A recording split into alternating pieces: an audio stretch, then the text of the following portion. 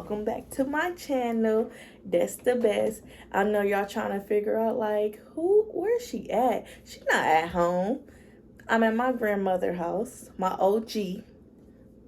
That's my A1. Like, I will run for my grandma. Like, I love my grams. But we're not here to talk about grams. We're talking about me. I'm going to tell y'all my postpartum depression. I'm going to tell y'all about my anxiety, my depression. I'm just going to open up with y'all. And hopefully y'all can relate. Tell me y'all stories, because I like to hear other people's stories, because it makes me feel like I'm not the only one that goes, go through it. Because there's a lot of people that I know that are becoming moms or are moms. Well, let me say a mother. I'm sorry, a mother.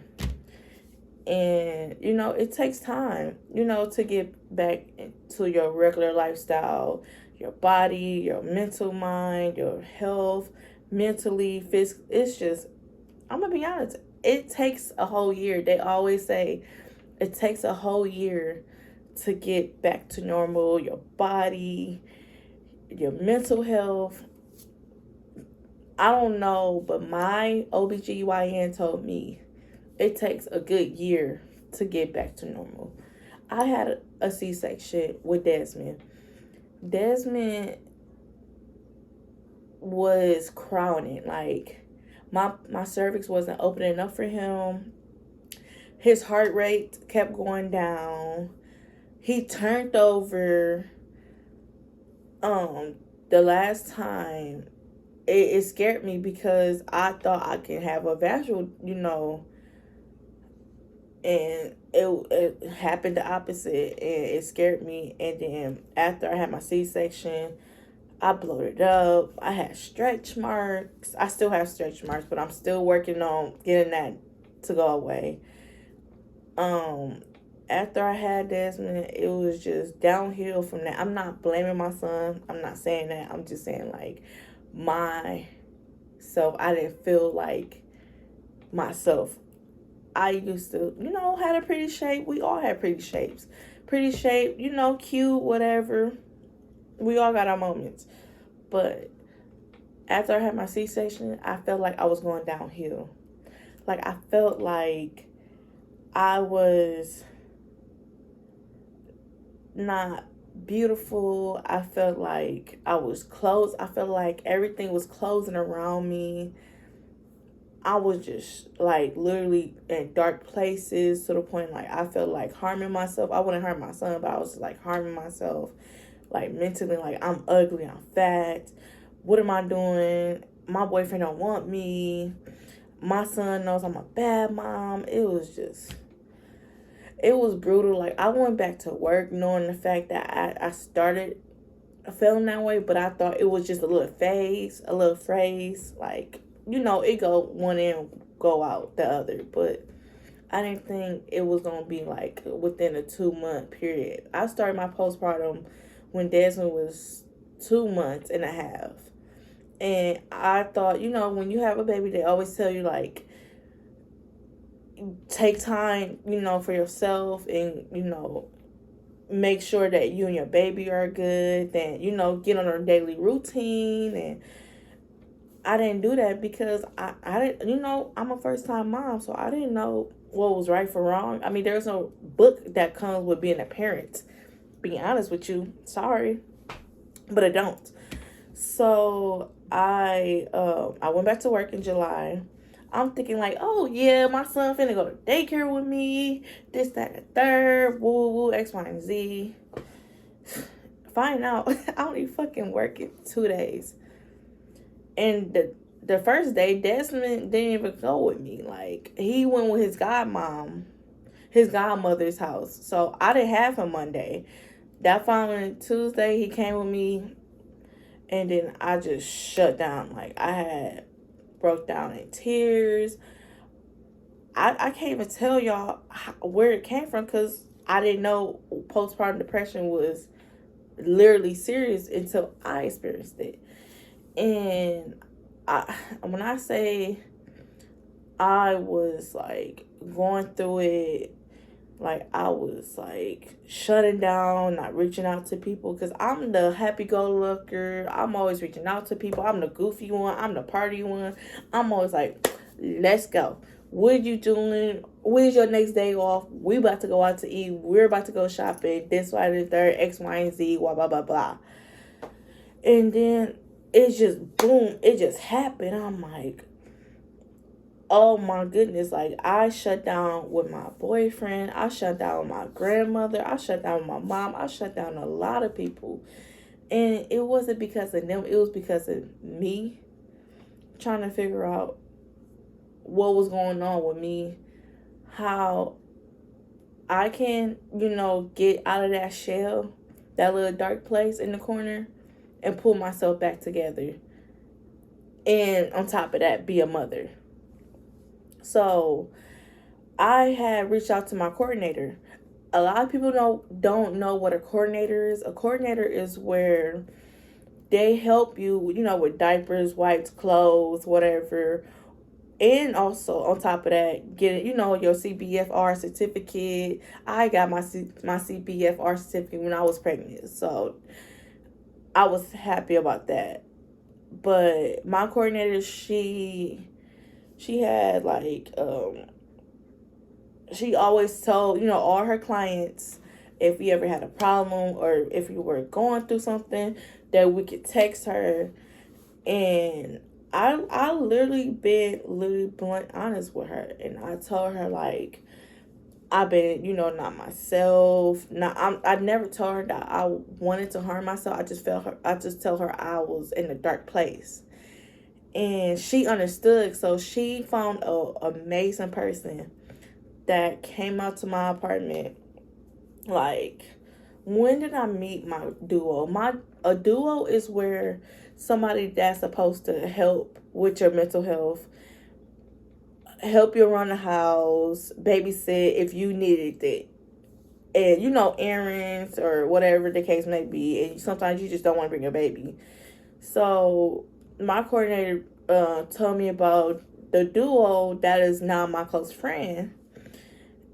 And she comes out every Wednesday to, check up on me and everything. When she first came, when she first reached out to me, she asked me a lot of questions. She asked me, like, what doctor I go to, do I go to see a therapist, what's, my sign, not my sign, but my birthday, what did I have? When did I have him? X, Y, and Z. And then, like, not even, literally, I kid you not, like, 3 weeks after we got all that information and stuff, she came to my apartment. My boyfriend had Desmond, so she didn't get to meet Desmond that particular day when she first came. She brought a goodie bag. Oh my goodness. She brought a goodie bag. She bought me like little sages. She had bought me like self-care I think it was self-care like wipes. She gave me a back scrubber. And she also gave me something else. I don't remember what she gave me. But she gave me a lot of stuff. Just to, it's okay to be selfish.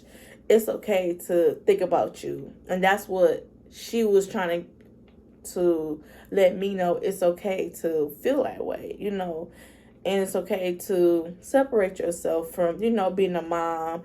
And what are you versus just being a mom all the time. Like, she was just saying, like, what is destiny? What is she? Like, what is she capable of doing? Or what do you want to do? Or what is your list? And it was just so on. And she helped me so much, y'all. I mean, to the point,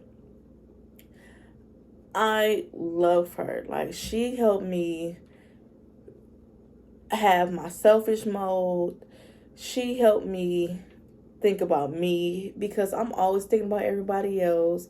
I'm always putting me last, and it wasn't fair to me for always putting everybody else first. And I have a son.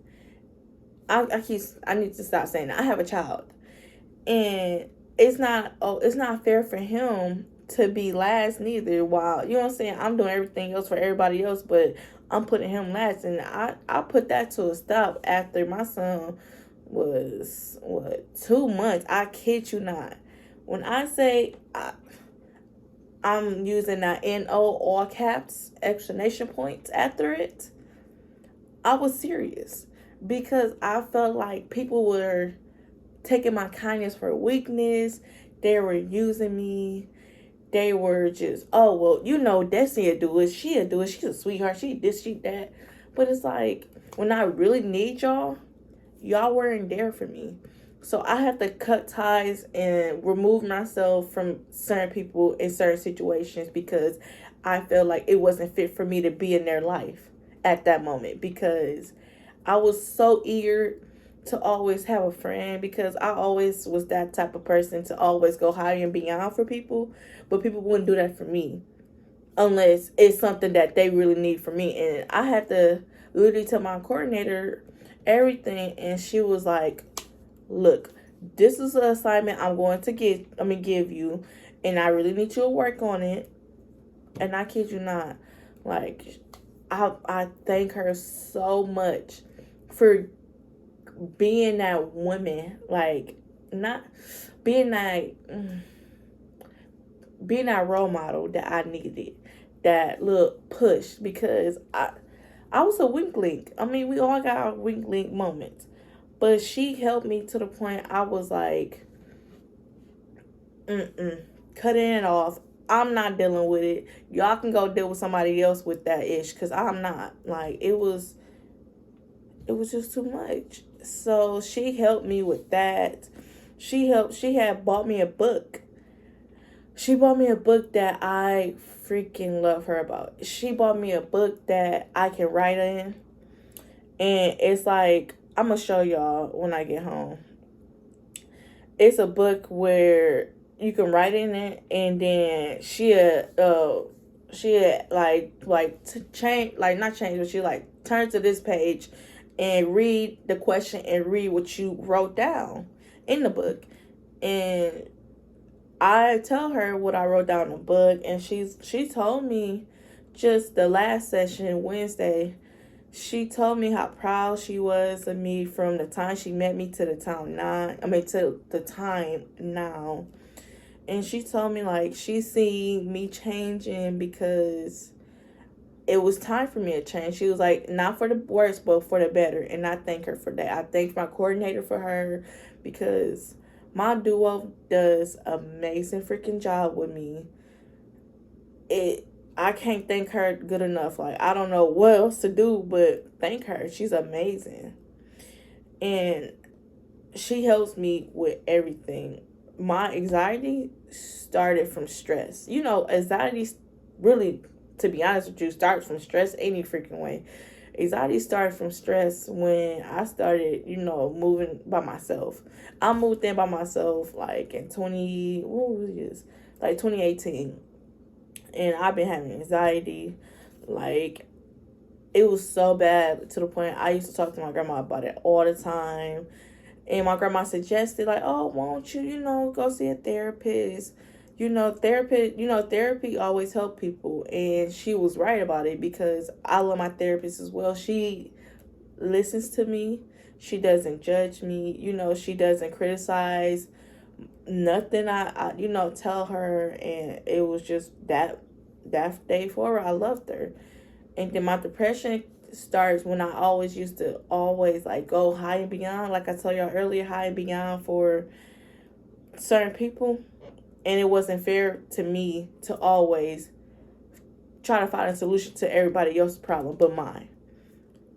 And I had to stop that, because it wasn't fair to me to always put myself on the back burner, because Susie and Nene and Day got a situation. I'm trying to find a solution for their situation, and I'm not trying to fix mine. So I had to literally figure out, like, to step, a few steps back. And it's okay to step, a few steps back, to let people know, like, it's your problem, so you have to deal with it. But I am so freaking grateful for everything. Like, I'm glad that I'm selfish now. I'm glad that I literally asked for help. There's no such thing as, doing it on your own, because you feel like you do everything on your own, but you don't. You have a support system, and you don't realize it until you sit down and think, when your house is quiet and you listening to music or talking to your spouse or your significant other, and you be like, dang, like, like my boyfriend literally is amazing. Like, he's there every step of the way. Like, when I had Desmond, when he came to the hospital, after I had Desmond, he Ubered to the hospital and picked up me and Desmond, and he drove me around. After you have a baby, you're not supposed to drive within a month or two. I drove like a month after I had Desmond. But yeah, like, it was just amazing. Like, he came, didn't ask no questions, didn't give me no problems. He cooked, he cleaned. It was just that extra help that I wasn't used to. I was so used to helping everybody else with their situation or their problems. I was putting myself last, and I should never do that, because there's nothing wrong with being selfish. There's nothing wrong with, being yourself or looking out for yourself. And I'm going to be honest with y'all. I'm not perfect, I still have moments that, I feel like shutting down. I want to cry, or I'm trying to find, like, if it's just me. Don't think that y'all have to be perfect, because y'all gotta put a smile on y'all face for your baby. But in reality, you don't have to do all that, especially if you have to help, especially when you have to help with the godparents or with your significant other, family members, because it takes a village to raise a kid. And I knew that saying is old, whatever, but it really does take a village to raise a kid. Like, literally. Like, I always wanted to be a mother, but I didn't think that I was going to be a mother this soon. I wouldn't trade, I'm not complaining about, being a mother or whatever. I'm just grateful, because there are so many mothers, or I shouldn't say mothers.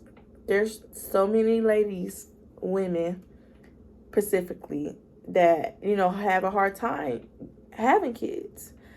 And I was just like, I can't complain, because, like I said, like, there's certain women that can't give birth or can't have kids, or, can't carry, because due to their mental, not mental, but their issues, their health issues, or whatever the case may be. And I was just the lucky one to have a baby. And he is a blessing. Like, I love my baby to death. I can't never see myself harming my child like these parents have been doing. I've been seeing a lot of parents kill their babies. Like, I get emotional about it, because it's like, you carry this baby for months, weeks, days, hours, and you wanna kill your child for something minor, or it's just brutal, because it always be the people that really seek the help and don't get the help. And I'm just grateful that I was able to speak up when it came to me, to my mental health, because it's not easy to talk about your mental health, because people always be quick to say, oh, she's crazy, she need medicine, she need that. It's not that. It's just, I need help. And it's either you're going to help me, or you're just going to walk away. Help me help you. I always do it for everybody else, so why can't people do it for me? But I'm going to wrap this video up. I know it's long, but I'm just being honest with y'all. If you guys like the video, give it a fat thumbs up, like, subscribe, and hit that like button and that bell I'll see you guys later. Bye.